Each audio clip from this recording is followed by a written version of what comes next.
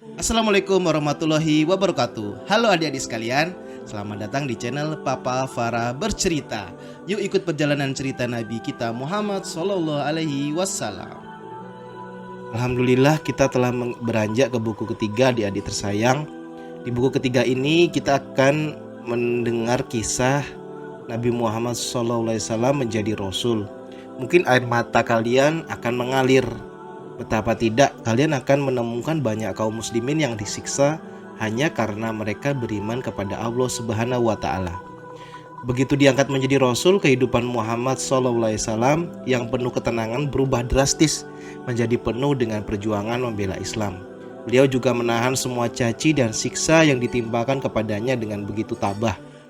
Adik-adik tersayang, apakah kalian ingin menjadi tangguh dan sabar? Contohlah kehidupan Rasulullah Sallallahu Alaihi Wasallam.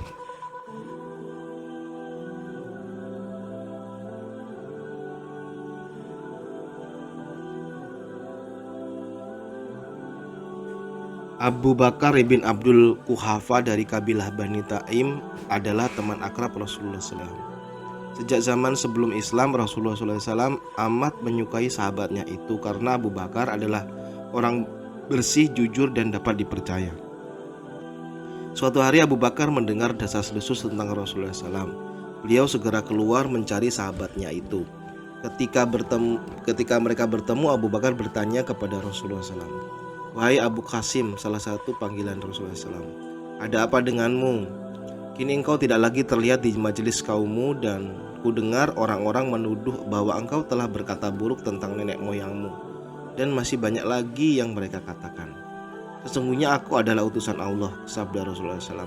"Allah mengutusku untuk menyampaikan risalahnya. Sekarang aku mengajak kamu kepada agama Allah dengan keyakinan yang benar. Demi Allah, sesungguhnya apa yang kusampaikan adalah kebenaran. Wahai Abu Bakar, aku mengajak kamu untuk menyembah Allah yang Maha Esa, yang tidak ada sekutu baginya, dan janganlah menyembah kepada selainnya, dan untuk selamanya kamu taat kepadanya." Adik-adik tersayang, Rasulullah SAW memperdengarkan beberapa ayat Al-Quran. Selesai Rasulullah SAW berbicara, Abu Bakar langsung memeluk Islam. Melihat keislaman sahabatnya itu, Rasulullah SAW amat gembira. Tidak seorang pun yang ada di antara dua gunung di Mekah yang kegembiraannya melebihi kegembiraan Rasulullah SAW saat itu. Abu Bakar segera mengumumkan keislamannya itu kepada teman-temannya. Beliau juga mengajak mereka mengikuti Rasulullah SAW. Dalam waktu singkat, Utsman bin Affan, Talhah bin Ubaidillah, Zubair bin Awam, dan Sa'ad bin Abu Waqqas pun menemui Rasulullah SAW dan masuk Islam. Bagaimana kisah Utsman bin Affan masuk Islam? Salah satu kelebihan utama Abu Bakar adalah beliau tidak pernah ragu atas apa yang dikatakan Rasulullah Sallallahu Alaihi Wasallam. Suatu ketika Rasulullah SAW mendengar Abu Bakar dan Umar berselisih pendapat. Rasulullah SAW berkata kepada Umar, "Sesungguhnya ketika Allah mengutus aku kepadamu, kamu berkata kepadaku, engkau berdusta. Tetapi Abu Bakar berkata, engkau berkata benar. Dia juga telah menolong aku dengan jiwa dan hartanya. Sekarang apakah kamu akan menyakiti sahabatku ini?"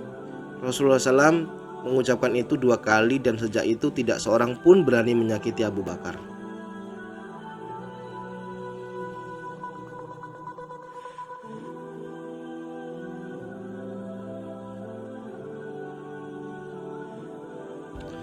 Adik-adik tersayang, kita dengarkan penuturan Utsman bin Affan sendiri tentang keislaman beliau.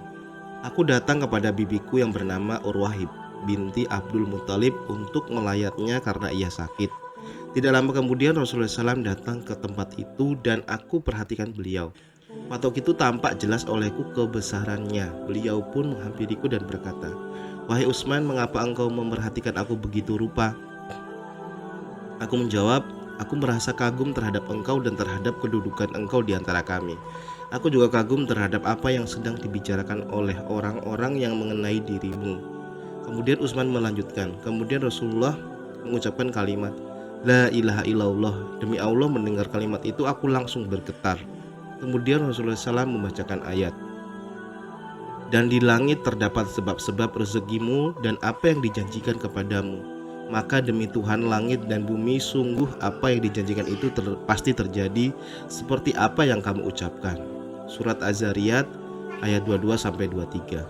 Kemudian Rasulullah SAW berdiri dan pergi keluar. Aku pun mengikuti beliau dari belakang. Kemudian aku menghadap beliau dan aku masuk Islam.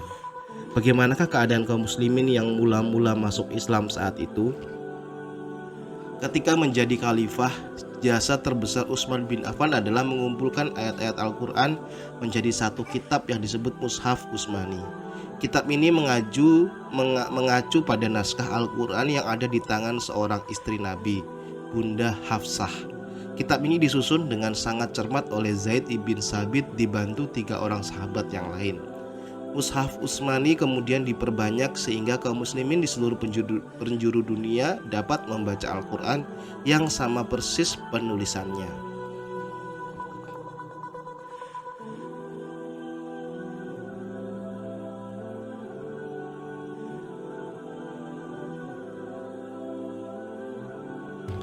Adik-adik tersayang, karena mengetahui betapa kerasnya kebencian orang Quraisy, kaum muslimin yang mula-mula asabiqunal awalun melaksanakan ibadah mereka secara sembunyi-sembunyi.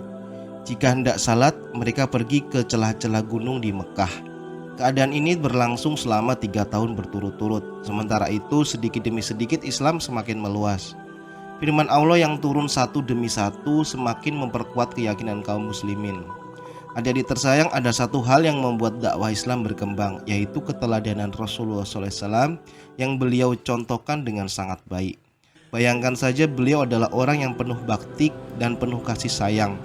Beliau juga sangat rendah hati sekaligus gagah berani.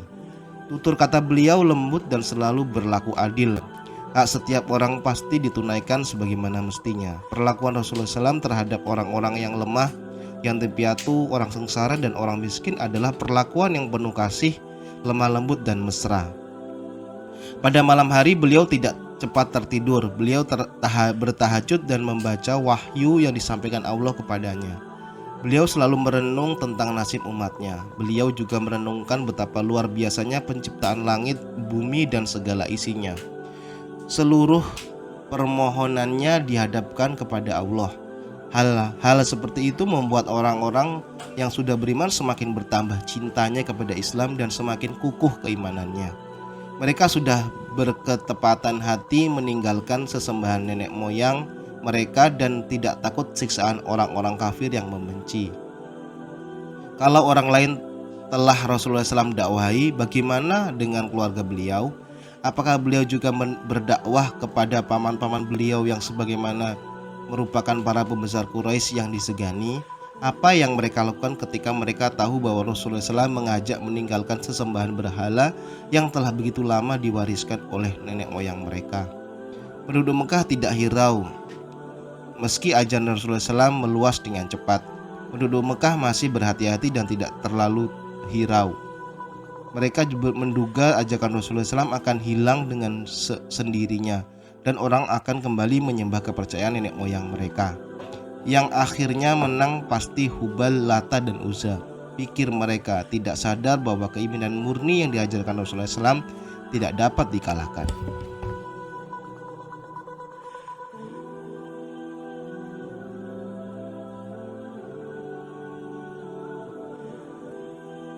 Adik-adik tersayang, tidak ada yang lebih dicintai Rasulullah SAW daripada kaum kerabatnya sendiri. Setelah 3 tahun turunlah firman Allah yang memerintahkan agar beliau berdakwah kepada kerabatnya. Dan berilah peringatan kepada kerabat-kerabatmu yang terdekat, dan rendahkanlah dirimu kepada mereka yang mengikutimu, yaitu orang-orang yang beriman. Kalaupun mereka tidak mau juga mengikutimu, katakanlah, aku lepas tangan dari segala perbuatan kamu, dan bertawakallah kepada Allah yang Maha Perkasa lagi Maha Penyayang. Surat Asy-Syura ayat 214-217. Rasulullah SAW mengundang makan keluarga besar beliau. Mereka pun datang. Muhammad, beri aku arak, seru seorang paman beliau yang bernama Zubair. Namun Rasulullah SAW hanya menyuguhkan susu. Setelah mereka makan, Rasulullah SAW berdiri dan berkata, saya tidak melihat ada seorang manusia di kalangan Arab yang dapat membawa sesuatu ke tengah-tengah masyarakat lebih baik dari yang saya bawakan kepada kamu sekalian ini. Kubawakan kepada kamu dunia dan akhirat yang terbaik. Allah telah menyuruhku mengajak kamu sekalian.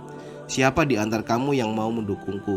Setelah sesaat terpesona, semua orang yang menggerutu dan bangkit hendak pulang. Namun mereka kembali terperangah ketika Ali bin Abu Thalib yang masih remaja bangkit seraya berseru lantang, "Rasulullah, saya akan membantumu. Saya adalah lawan siapa saja yang engkau tentang." Rasulullah SAW menepuk bahu Ali sambil berkata kepada yang lain, "Inilah saudara saya, pembantu dan pengganti saya. Ikuti dan patuhilah dia." Mendadak tawa hadirin meledak. Seseorang berkata kepada Abu Thalib, "Ia memerintahkan engkau supaya mendengar dan mematuhi perintah anakmu sendiri." Kemudian semua orang bubar begitu saja. Tidak seorang pun di antara para undangan yang tahu berterbahak itu menyadari bahwa beberapa di antara mereka akan ditebas Ali dalam pertempuran Badar. 14 tahun kemudian, sebagai bukti bahwa Ali memang bersungguh-sungguh dengan kata-katanya itu. Setelah kerabatnya sendiri menolak, apa yang akan Rasulullah SAW lakukan selanjutnya? Pada awal kenabian, ada seorang bernama Walid ibn Mughirah. Ia mempunyai 2 sahabat yang merupakan penyair hebat. Dengan syair-syairnya mereka berusaha mengejek-ejek Rasulullah SAW.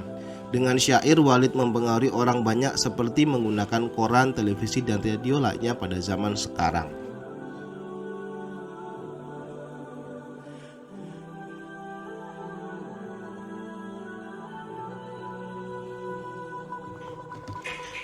Rasulullah SAW menaiki Bukit Syafa. Kemudian dengan suara lantang beliau memanggil-manggil, "Wahai orang Quraisy, wahai orang Quraisy." Penduduk Mekah yang sedang sibuk dengan urusannya terkejut dan menoleh Muhammad berseru dari atas Syafa. Seketika orang-orang datang berduyun sambil bertanya-tanya khawatir, "Ada apa? Ada apa?" Rasulullah SAW memandang kerumunan orang di bawah yang menatapnya dengan wajah penuh tanda tanya. "Bagaimana pendapat kalian kalau ku beritahu bahwa di balik bukit ini ada pasukan berkuda yang siap menyerbu? Percayakah kamu kepadaku?" tanya Rasulullah SAW. "Kami percaya," jawab orang-orang di kerumunan itu. "Kami tidak akan meragukan kata-katamu. Tidak pernah kami dengar engkau berdusta." Rasulullah SAW menarik napas dan menyampaikan seruannya, "Aku mengingatkan kalian sebelum datang siksa yang amat berat. Wahai orang-orang Quraisy, Allah memerintahkan aku untuk memberi peringatan kepada kalian bahwa yang terbaik bagi kehidupan dunia dan akhirat adalah mengucapkan kalimat La ilaha illallah Muhammadur Rasulullah." Adik-adik tersayang, sejenak orang-orang tampak terpesona. Namun Abu Lahab yang juga hadir di situ dengan cepat naik darah. Ia berseru berkeras-keras mencaci Rasulullah SAW. "Celaka engkau Muhammad, binasalah engkau, binasa dan celakalah seluruh hari-harimu. Hanya untuk omong kosong itukah kamu mengumpulkan kami?" Adik-adik tersayang, Rasulullah SAW tidak berkata apa-apa dihina sekeras itu. Beliau hanya menatap tajam wajah Abu Lahab. Setelah teriakan Abu Lahab itu, orang-orang Quraisy seperti kembali disadarkan dari rasa terpesonanya. Mereka bubar dengan bermacam tingkah. Ada yang mengerutkan kening, ada yang berbisik-bisik, ada juga yang melirik Rasulullah SAW sambil tersenyum mencibir. Hinaan Abu Lahab itu tidak dibiarkan Allah. Turunlah firman yang mengutuk perbuatan itu. Abu Lahab, bisa dibayangkan betapa sakitnya hati Rasulullah SAW dihina Abu Lahab. Abu Lahab adalah paman Rasulullah SAW. Namun lebih dari itu, Rasulullah SAW menikahkan kedua putrinya Ruqayyah dan Ummu Kulsum dengan kedua putra Abu Lahab, yaitu Utbah dan Utaibah.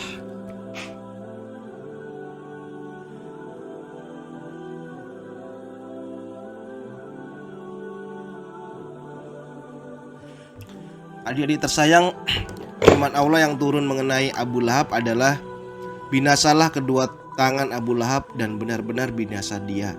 Tidaklah berguna baginya hartanya dan apa yang dia usahakan. Kelak dia akan masuk ke dalam api yang bergejolak. Dan istrinya adalah pembawa kayu bakar, penyebar fitnah. Di lehernya ada tali dari sabut yang dipintal." Surat Al-Lahab ayat 1-5. Wahai Abu Lahab, sekarang apa yang akan engkau katakan? Dengarlah, keponakanmu Muhammad tidak akan pernah lagi bungkam terhadap orang yang menentangnya. Muhammad tidak akan pernah lagi menerima caci maki dan penghinaan dari siapapun, sekalipun dari pamannya sendiri, jika caci maki itu ditujukan kepada ajaran Allah yang dibawanya. Keponakanmu Muhammad bahkan siap terjun ke medan laga untuk menghadapi orang-orang yang sombong dan congkak seperti dirimu. Wahai Abu Lahab, dengarkanlah firman Allah yang baru turun itu. Bukankah firman itu seperti gelegar petir yang menyambar dirimu? Dirimulah yang binasa, wahai Abu Lahab, seluruh hari-harimu lah yang binasa. Binasalah kedua tanganmu dan sungguh engkau akan benar-benar binasa. Nama asli Abu Lahab adalah Abdul Uzza. Abu Lahab artinya si umpan api. Ada riwayat mengatakan bahwa matinya Abu Lahab karena tidak sanggup menahan derita mendengar pasukan Quraisy dikalahkan kaum muslimin di perang Badar. Ada riwayat lain yang mengatakan bahwa Abu Lahab mati karena cacar dan baru berhari-hari kemudian mayatnya ditemukan.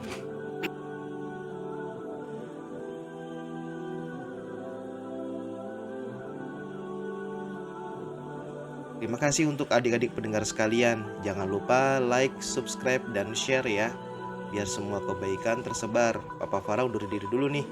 Sampai jumpa di cerita selanjutnya. Bye-bye. Waalaikumsalam warahmatullahi wabarakatuh.